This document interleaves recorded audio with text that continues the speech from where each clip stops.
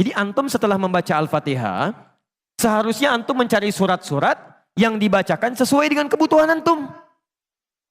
Cari ayat-ayat yang sesuai dengan kebutuhan kita. Karena dari Al-Fatihah sampai dengan An-Nas itu semua berisi kebutuhan kita. Saya baca cepat ya. Tapi nggak usah ditulis.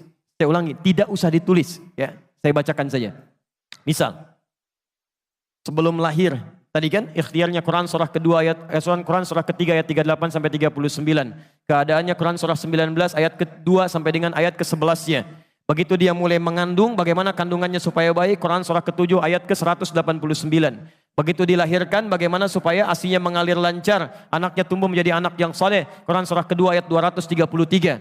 Begitu usia 2 tahun ke atas, dia mulai belajar bagaimana supaya dekat dengan Allah, baik dengan orang tuanya, baik dengan tetangganya, Quran surah ke-31 ayat 13 sampai dengan ayat 19-nya. Kemudian dia mulai belajar supaya cepat menangkap pelajarannya, Quran surah 9 ayat 122.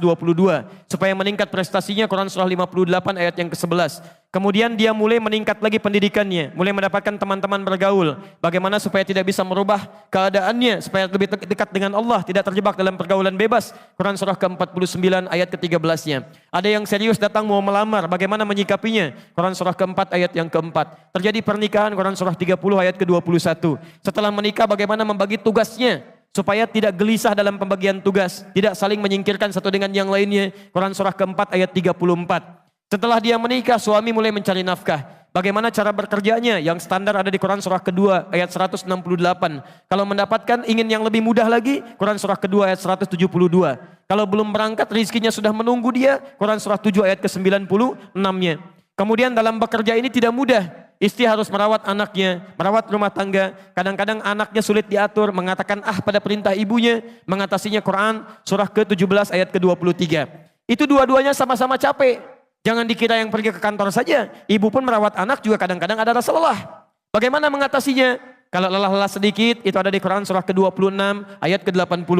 Kalau sudah mulai menjadi penyakit, bahkan kata dokter nggak ada obatnya, bagi Allah nggak ada yang mustahil. Quran surah ke-21 ayat 83 sampai dengan 84. Kadang-kadang Anda yang bekerja, ada orang yang tidak suka dengan Anda. Ada yang usil, ingin menyingkirkan Anda, menyungkurkan Anda. Ada perlindungan dari Allah di Quran surah ke-17 ayat 79 sampai dengan 81.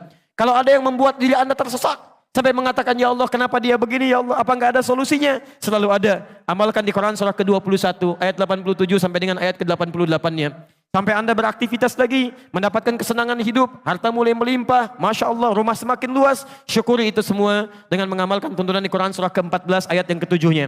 Tapi ketika datang ujian, tingkat ujian bisa macam-macam. Ada yang ringan, yang menengah, kemudian yang kuat, pelajari itu supaya siap menghadapinya. Di Quran surah kedua ayat 214. Solusinya di Quran surah ketiga ayat 142. Cara sabarnya di Quran surah kedua ayat 155 sampai 157.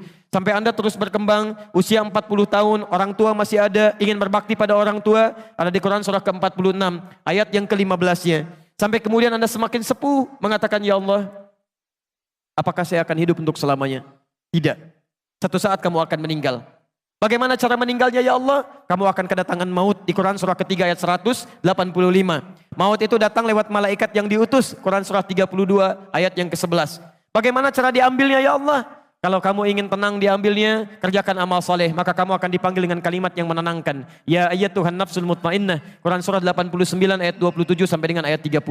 Tapi kalau kamu banyak amal salah, tidak ada amal soleh, maka panggilannya akan sedikit menegangkan. Quran surah ke-8 ayat ke-50 sambil dipukulin malaikat. Ya Allah, saya telah mengalami malam pertama di alam dunia. Bagaimana malam pertama di alam kubur? Apakah menyenangkan atau ada persoalan? Kalau ingin senang, Quran surah ke-3 ayat 169 sampai 172. Kalau kamu ingin sedikit menegangkan sambil ditampakkan neraka jahanam dari mulai pagi sampai dengan sore, boleh. Ada di Quran surah ke-40 ayat 46 sampai dengan 47-nya. Ya Allah, bagaimana suasana hisab? Apakah menyenangkan atau tidak? Kalau kamu ingin masuk surga tanpa hisab, langsung masuk mendapatkan berita gembira surga, ada amalannya di Quran surah kedua ayat 25. Tapi kalau kamu misalnya banyak amal salahnya, mengabaikan perintah Allah, bahkan kamu bisa masuk neraka tanpa hisab. Ada di Quran surah ke-18 ayat 100 sampai dengan 101-nya. Ya Allah, bagaimana suasana surga nanti ya Allah? Ayo kerjakan amal soleh. Ada surga bersama Rasulullah tingkat yang paling tinggi. Amalan di Quran surah ketiga ayat 31. Quran surah 59 ayat yang ke-7. Quran surah 33 ayat 21. Ada surga yang di taman surga yang memberikan langsung Allah, bisa melihat Allah tanpa hijab. Quran surah 75 ayat 22 sampai dengan ayat 23. Ada amalannya di Quran surah ke-51 ayat 15 sampai dengan ayat 23. Ada surga seluas langit dan bumi. Kemanapun kamu beraktivitas tidak akan pernah menemukan ujungnya. Quran surah ketiga ayat 133 sampai dengan 134. Ada semua. Ada semua. Di Anda punya masalah apapun, ayatnya ada di Quran. Jadi begitu mengatakan waladhdallin, cari ayat yang sesuai dengan kebutuhan Anda. Mintakan, boleh dilafadzkan. Masalahnya Ustaz, saya nggak hafal ayatnya. Jadi yang dibaca dari subuh sampai isya, An-Nas lagi, minal jinnati, dan dikabulkan oleh Allah. Mimpinya ketemu jin terus gitu kan. Itu yang boleh dilafadzkan.